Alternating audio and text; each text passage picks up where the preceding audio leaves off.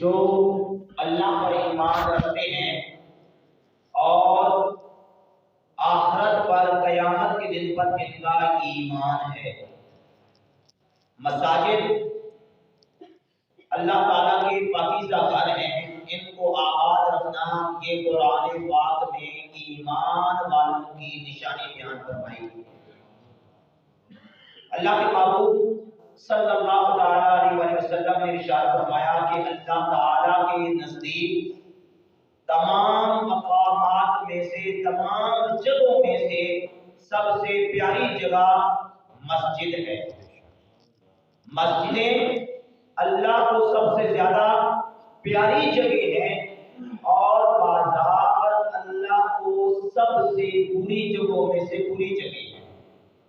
لیکن افسوس آج ہماری جو اللہ کی پیاری جگہ ہیں وہ غیر آباد ہیں، اور جو اللہ کی پسندیدہ جگہ ہے وہ آباد و شاد ہے، وہ آباد ہے.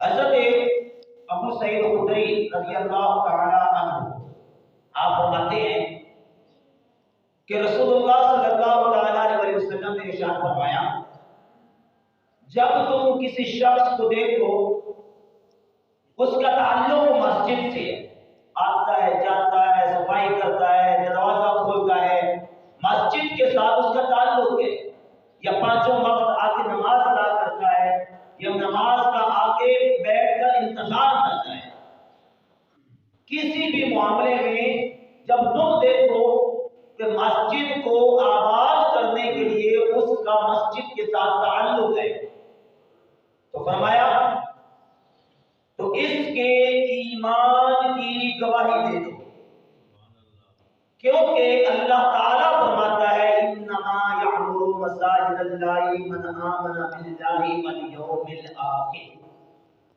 کہ رسول اللہ صلی اللہ علیہ وسلم فرماتے ہیں کہ جب تم دیکھو کسی کا تعلق مسجد کے ساتھ ہے اس کے ایمان کی گواہی دو، کیونکہ قرآن میں اللہ نے اس کے ایمان کی گواہی دی ہے. سبحان اللہ.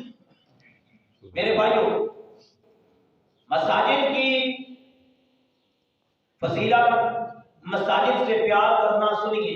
میرے محبوب علیہ السلام نے فرمایا جو شخص اللہ تعالیٰ سے محبت رکھنا چاہتا ہے اس کو چاہیے کہ وہ میں محمد سے محبت کرے صلی اللہ تعالیٰ علیہ وسلم، اور جو مجھ سے محبت رکھنا چاہتا ہے اس کو چاہیے کہ قرآن پاک سے محبت کرے، اور جو قرآن پاک سے محبت رکھنا چاہتا ہے اس کو چاہیے کہ وہ مساجد سے محبت کرے، کیونکہ مساجد زمین پر اللہ تعالیٰ کے گھر ہیں.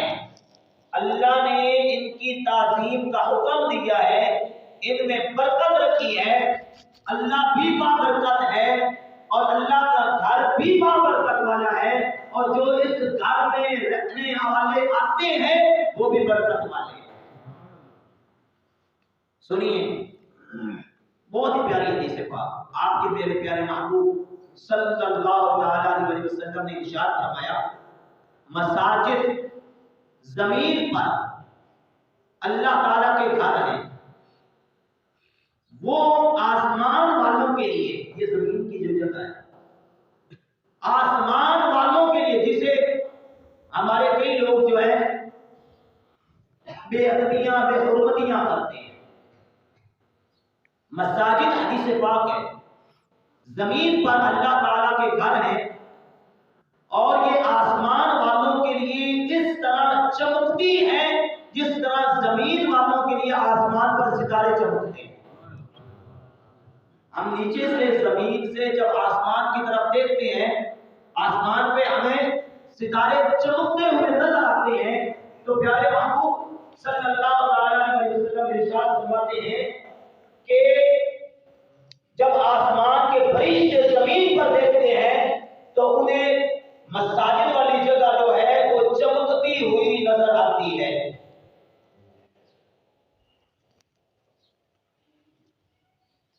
آگے سنیے پیارے محبوب علیہ السلام نے کیا ارشاد فرماتے ہیں.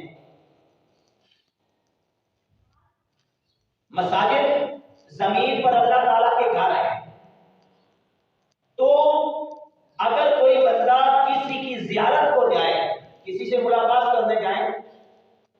ملاقات کرنے کے لیے جاتے ہیں وہ کیا کرتا ہے؟ وہ اس کا حق ادا کرتا ہے.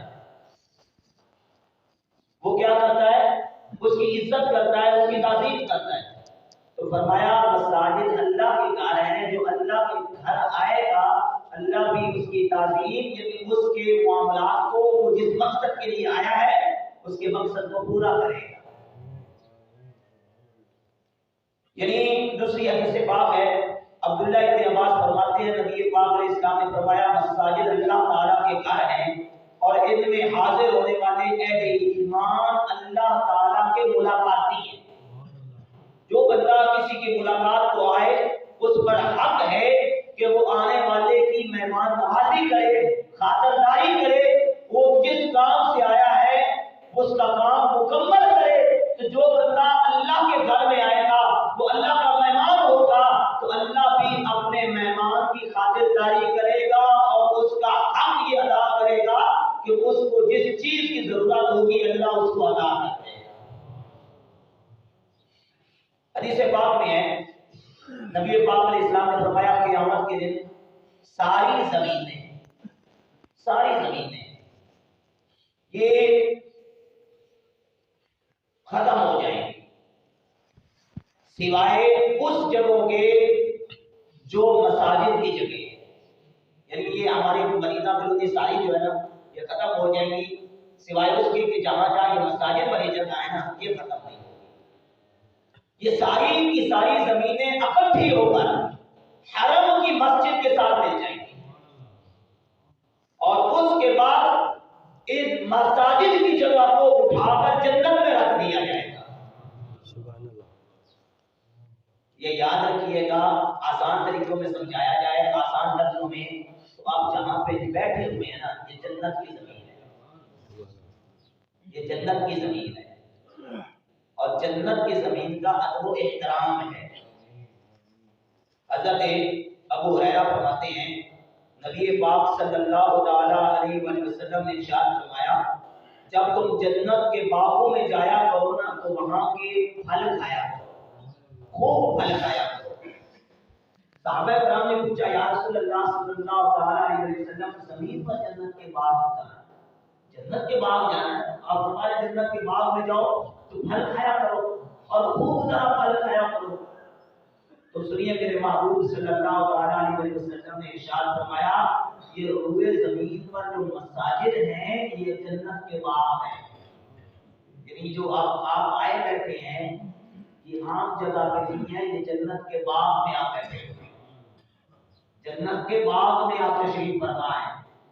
اور پوچھا یا رسول اللہ وہ جنت کے پھل پھر کیا ہے؟ جنت میں تو ہم آ گئے. تو فرمایا جنت کے پھل یہ ہیں تو سبحان اللہ والحمدللہ ولا الہ الا اللہ واللہ اکبر. میرے محبوب علیہ السلام نے فرمایا شیطان سے بچنے کے لیے مضبوط قلعہ جو ہے، مضبوط بلڈنگ جو ہے، آپ چاہتے ہیں کہ میں اس جگہ پہ سیکورٹی میں محفوظ ہو جاؤں گا، وہ اللہ کے گھر مساجد ہے. اب اللہ کے گھر میں آئے، اللہ تعالیٰ کے گھر میں آنے کے بعد آپ شیطان سے محفوظ ہو گئے. حضرت ابو ہریرہ رضی اللہ تعالیٰ عنہ ارشاد فرماتے ہیں کہ آپ کے اور میرے پیارے آقا صلی اللہ تعالیٰ علیہ وسلم نے ارشاد فرمایا میں نے عرض کیا یا رسول اللہ میں رہبانیت اختیار کرنا چاہتا ہوں. رہبانیت یہ عیسائیوں اور یہودیوں میں جو ان کا مذہبی پیشوا ہوتا ہے وہ دنیا سے کٹ جاتا ہے. جیسے جنگلوں میں چلے جانا، میں رہبانیت آج بھی ان کے اندر ہے. ان کے اندر یہ ہے کہ جو ان کا راہب ہوتا ہے وہ شادی نہیں کرتا، چاہے مرد ہو یا عورت ہو، وہ دنیا مافیا سے بے خبر ہو جاتا ہے. یعنی بالکل وہ اپنے مذہب کے اندر مشغول ہو جاتا ہے. ہمارے علماء ہیں یا ہمارے جو پیران نظام ہیں، جو اللہ والے لوگ ہیں، ان کے لیے بھی شادی بھی ہے، نکاح بھی ہے، کاروبار بھی ہے، اپنے معاملات بھی ہیں، بچے بھی ہیں. لیکن رہبانیت یہ عیسائیوں اور یہودیوں کے اندر ہے. حضرت عثمان بن مسعود نے عرض کیا یا رسول اللہ میں رہبانیت اختیار کرنا چاہتا ہوں. تو نبی پاک صلی اللہ علیہ وسلم نے کیا ارشاد فرمایا؟ میری امت کی رحمانیت یہ نہیں ہے کہ وہ دنیا سے کٹ جائے، نکاح نہ کرے، بچوں کے معاملات نہ کرے، بچوں کی پرورش نہ کرے، رزق حلال نہ کمائے۔ میری امت کی رحمانیت یہ ہے کہ وہ نماز کے ٹائم سے پہلے مسجد میں آ کے نماز کا انتظار کرے۔ ابھی نماز کا ٹائم، جماعت کا ٹائم تو نہیں نہ ہو، آپ آدھا گھنٹہ پہلے آئے، اللہ کرے ہم ہمیشہ آئیں۔ تو فرمایا رحمانیت یہ ہے کہ نماز کے ٹائم سے پہلے مسجد میں آ کے نماز کا انتظار کرنا، یہ میری امت کی رحمانیت ہے۔ میرے محبوب علیہ السلام نے ارشاد فرمایا، اللہ کے جو بندے اندھیرے میں مسجد کی طرف جاتے ہیں ان کو خوشخبری سنا۔ ابھی بھی اندھیرے نہیں آئے، میرے محبوب علیہ السلام فرماتے ہیں جو میرے محبوب علیہ السلام فرماتے ہیں اللہ کے بندے جو اندھیرے میں مسجد کی طرف جاتے ہیں ان کو خوشخبری سنا دو کہ ان کا یہ کام، ان کی یہ نیکی، ان کا یہ عمل قیامت کے دن اللہ تعالیٰ کی طرف سے ان کو نور کی شکل میں عطا کیا جائے گا۔ قیامت کے اندھیروں میں جب آپ چلیں گے نا تو آپ کے پاس ٹارچ تو ہونی چاہیے نا۔ اندھیرے میں ابھی بھی پتا، ابھی تو چلو ہمارے شہر میں لائٹیں چل رہی ہے نا، آپ کسی اجنبی جگہ پہ شہر سے باہر جائیں، اندھیری رات ہو تو آپ کو ٹارچ کی، لائٹ کی روشنی کی ضرورت ہوگی نا۔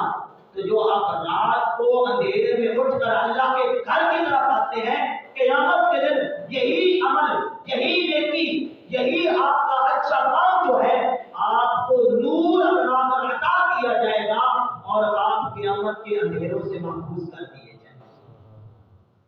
میرے اور آپ کے پیارے محبوب صلی اللہ تعالی علیہ وسلم نے ارشاد فرمایا، بے شک تمہارا ہر قدم مسجد کی طرف چل کر آنا، تمہارا ہر قدم مسجد کی طرف چل کے آنا، ہر قدم پر اللہ تمہیں نیکی عطا فرماتا ہے۔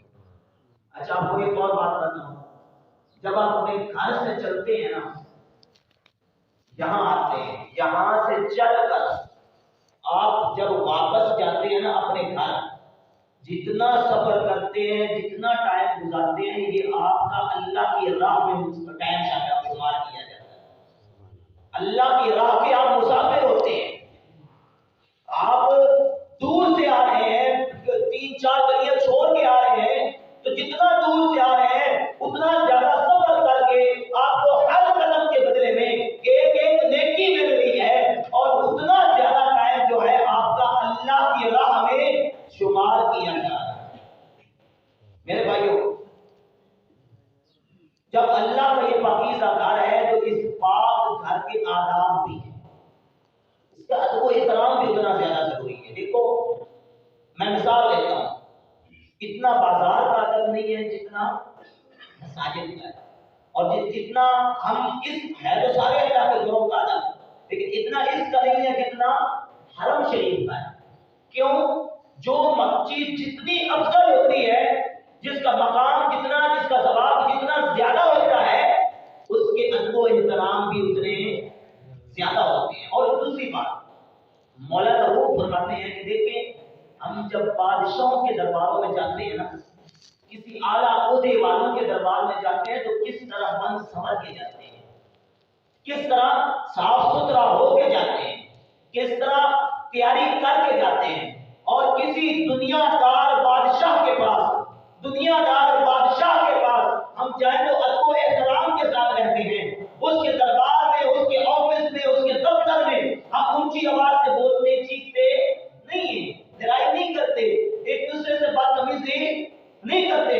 ہر بادشاہ بیٹھا اس کے سامنے نہیں بولنا، اس کے سامنے بدتمیزی نہیں کرنی۔ تو وہ کہتے ہیں کہ یہ تو دنیا کے بادشاہ ہیں، کتنے آئے، کتنے ختم ہو گئے، کتنوں کی بادشاہیاں مٹ گئی، وہ خود مٹ گئے، اور یہ مسجد اس بادشاہ کا گھر ہے جو ہمیشہ سے ہے، ہمیشہ رہے گا، ہمیشہ سے جس کی بادشاہی ہے اور ہمیشہ اسی کی بادشاہی رہے گی۔ اس کے گھر کا ادب و احترام کتنا ضروری ہے۔ میرے بھائیوں، میرے محبوب علیہ السلام نے ارشاد فرمایا کہ صحابہ کرام فرماتے ہیں کہ حضور مسجد میں تشریف لاتے تو خود اپنے ہاتھوں سے جھاڑو لگایا، میرے محبوب علیہ السلام خود اپنے نورانی ہاتھوں سے مساجد میں جھاڑو لگایا کرتے تھے۔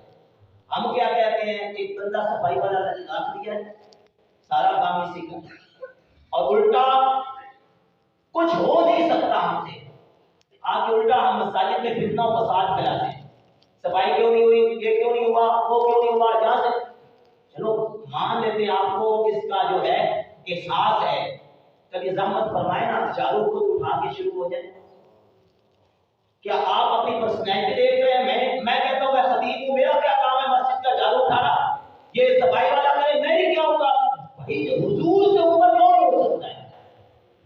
حضور اپنے مبارک ہاتھوں سے جھاڑو اٹھائے، آپ کی مساجد میں تو نیچے پتھر لگا ہوا ہے، حضور کی مسجد نیچے کچی ہوتی تھی، مٹی ہوا کرتی تھی، جھاڑو لگایا جاتا تو مسجد مٹی اڑ گئی اور حضور کی مبارک داڑھی پہ چہرے پہ آتی۔ حضور اپنے مبارک ہاتھوں سے مسجد کے اندر جھاڑو لگائے اور ہم کہیں تو ہم تو صرف حکم چلائیں گے۔ مساجد کا ادب و احترام، میرے محبوب علیہ السلام نے ارشاد فرمایا مسجد کی صفائی کرنے والے کو میں نے اس کے مرنے کے بعد جنت میں دیکھا ہے۔ جو مساجد کی صفائی کرتا ہے، میرے محبوب علیہ السلام فرماتے ہیں کہ میں نے اس کو جنت میں دیکھا ہے۔ اور سنیے، ایک عورت تھی وفات فرما گئی، صحابیہ، حضور علیہ السلام اس کی قبر پر جا کر اس کی نماز جنازہ پڑھی حضور نے، کیونکہ وہ رات کو فوت ہوئی تھی تو فیملی والوں نے راتوں رات اس کو دفن کر دیا۔ آقا علیہ السلام کو پتہ چلا، وہ باقاعدہ آ کے مسجد میں، اور یہ کمال کی بات ہے، ایک بندہ کسی کے گھر میں روز جائے اور کسی دن نہ جائے تو تجسس تو ہوتا ہے، یہ بندہ کل بھی آیا تھا، پرسوں بھی آیا تھا، پرسوں بھی آیا تھا، آج کیوں نہیں آیا؟ وہ بندہ حق الامکان اس کے گھر میں جائے گا نا، اس کی جا کے خیر و عافیت پوچھے گا نا، اور اس کو کوئی مسئلہ ہوا تو اس کا حل کرے گا نا۔ تو جو بندہ روز 5 وقت رب کی بارگاہ میں، رب کے گھر میں آئے اور پھر اچانک دنیا سے چلا جائے تو رب تعالیٰ کیا اپنے حق ادا نہیں کرے گا؟ میرے محبوب علیہ السلام، وہ عورت جو تھی روزانہ آپ کی مسجد میں صفائی کرتی، میرے محبوب صلی اللہ علیہ وسلم نے دیکھا تو وہ عورت صبح نہیں آئی، صحابہ سے پوچھا وہ عورت کیوں نہیں آئی؟ عرض کیا یا رسول اللہ صلی اللہ علیہ وسلم وہ کل وفات فرما گئی، انا للہ و انا الیہ راجعون۔ آقا علیہ السلام نے فرمایا مجھے کیوں نہیں بتایا؟ کہا یا رسول اللہ رات کا ٹائم تھا، ہم نے سوچا آپ کے آرام میں خلل نہ ہو۔ فرمایا مجھے تو قبر پہ، اس کی قبر پہ لے جاؤ، جنت البقیع میں اس کی قبر پہ لے جایا گیا۔ میرے محبوب علیہ السلام نے اس کی قبر پر اس کی نماز جنازہ ادا کی۔ آئیے ایک مسئلہ علیحدہ نکل جائے گا کہ مرنے کے بعد قبر پہ جنازہ پڑھنا وہ ایک اللہ تھا، حضور کے لیے خاص تھا، حضور کے لیے پردہ نہیں تھا، میت سامنے تھی۔ پر میرے آقا علیہ السلام نے اس کے بعد نماز جنازہ کے بعد اس سے گفتگو کی قبر والی سے، فرمایا تم نے کون سا عمل افضل پایا؟ وہ کہنے لگی حضور میں نے مرنے کے بعد مسجد کی صفائی کرنے کو تمام اعمال سے افضل پایا۔ حضرت عمر فاروق اعظم رضی اللہ تعالیٰ عنہ جو عموماً پیر اور جمعرات 27 لاکھ مربع میل کا حاکم، پیر اور جمعرات مسجد قباء جایا کرتے اور اپنے ہاتھوں سے جھاڑو اٹھا کر مسجد قباء میں صفائی کیا کرتے۔ اب کئیوں کے ذہن میں آ سکتا ہے کہ وہ مسجد قباء تو بہت فضیلت والی تھی، حضور جو صفائی کرنے والے وہ بھی عام نہیں تھے، وہ بھی وہ تھے جن کو دیکھ کر شیطان راستہ بدل لیتا ہے، وہ بھی وہ تھے جو مراد مصطفیٰ تھے۔ اگر مسجد قباء کی اتنی فضیلت ہے تو فاروق اعظم کی فضیلت کو بھی تو دیکھیں نا۔ ہر پیر شریف اور ہر جمعرات کو خود مسجد قباء شریف جایا کرتے اور وہاں پہ اپنے ہاتھوں سے جھاڑو اٹھا کر اپنے ہاتھوں سے مسجد کی صفائی کیا کرتے۔ اور میرے محبوب علیہ السلام نے ارشاد فرمایا جو مسجد سے گندگی نکالے گا اللہ تعالی جنت میں اس کے لیے گھر بنا دے گا۔ میرے بھائیوں، مساجد میں ہم آتے ہیں، ہم مساجد کو آباد کرنے کی کوشش کریں، ہم مساجد کو آباد و شاد مساجد میں کوشش کریں جب بھی آئے نا، اللہ نے عطا کی ہو تو خوشبو لگا کے آیا کریں، مساجد کو خوشبودار رکھیں۔ دیکھیں شریعت کا مسئلہ کیا ہے؟ اگر کسی بندے نے کچا پیاز کھایا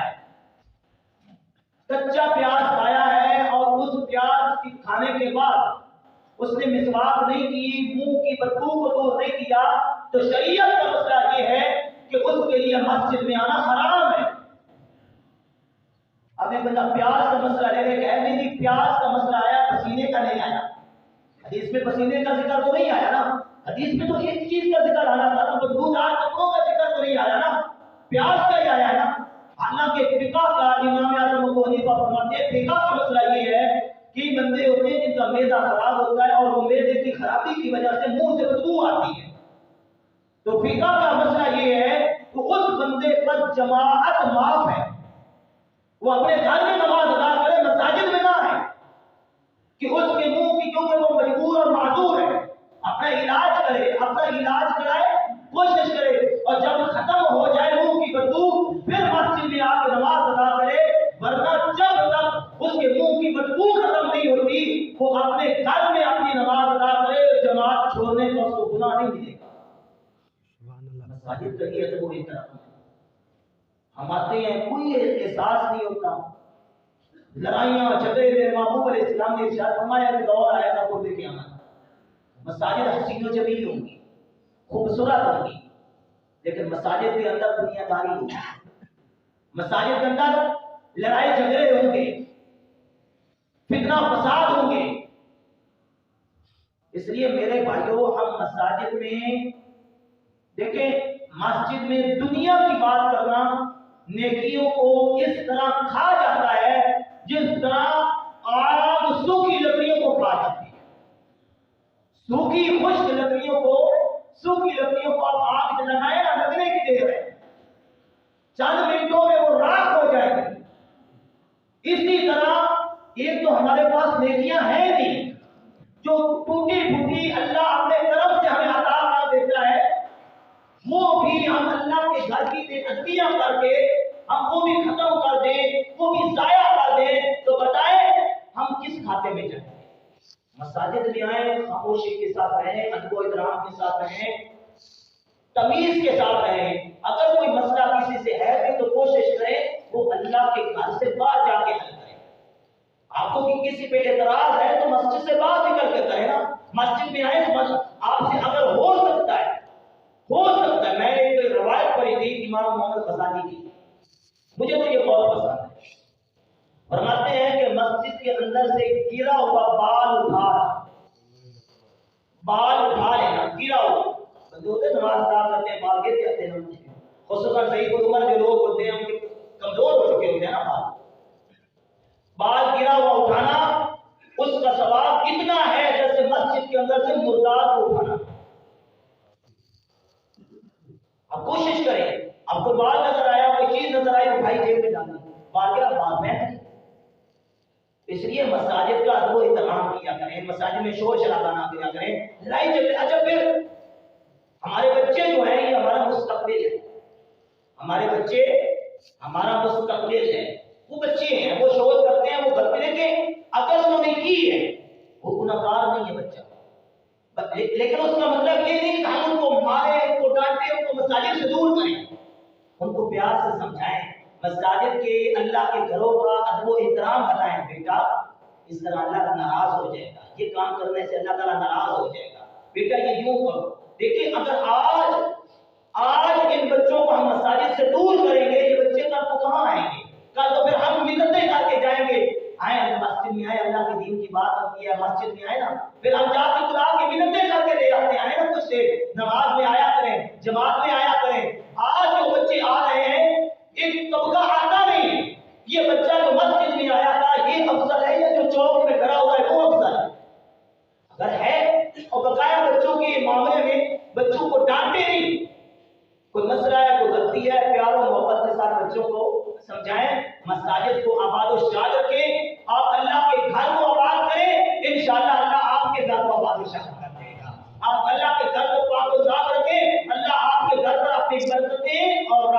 نازل فرمائے گا۔ آمین بجاہ نبی امین صلی اللہ علیہ وسلم۔ انشاءاللہ کل جو ہے فجر کی جماعت 5:05